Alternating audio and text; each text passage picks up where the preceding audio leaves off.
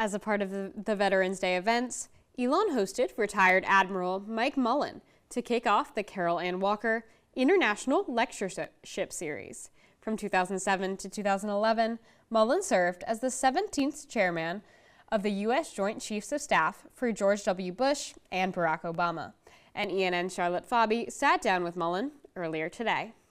So can you tell me a little bit about why you're here today at ELN? Well, I was asked to come and give this inaugural Admiral Ted Walker speech, and coincidentally, I knew Ted Walker, who was an extraordinary guy, not just generous, but he was also a character, and he would, in my view, do something like this to perpetuate, and I know, if I understand it right, I think his kids went here, and he's been associated with ELN for almost a half a century, so it's a real privilege, one. And then secondly, to be able to come on Veterans Day and speak to an audience that is, one, very supportive of veterans, two, has a lot of veterans in the audience, and to try to focus on the issues of the day that are affecting veterans, from employment to health to education.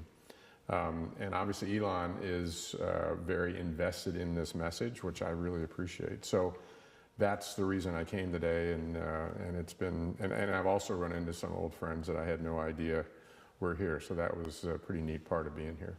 Yeah, and earlier in McCrary Theater, you talked about the geopolitical nature of the military as well now, and you mentioned that this is the most dangerous time since the Cuban Missile Crisis. Yeah, for me, that's my assessment. Yeah, in your opinion. Yeah. What are you most concerned about right now? Most concerned about a war with China, and the war with China over Taiwan. And as I indicated, so 17 years ago when I took over as chairman in 2007, from 2007 to 2011, and I worked for both Bush and Obama. Over that 4 years, I spent no time on Taiwan.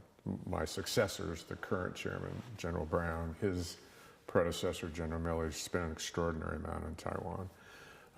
It is an economic engine that 4 of the 5 biggest economies in the world are centered in the Pacific region. And I'm someone that's believed for a long time the economies sort of drive outcomes. And so if we have a war out there with China as a great power war, everybody loses. We lose, China loses, and I actually think the world loses. For the full interview, grab a copy of this week's Pendulum on Wednesday and be on the lookout for more on our website, elonnewsnetwork.com.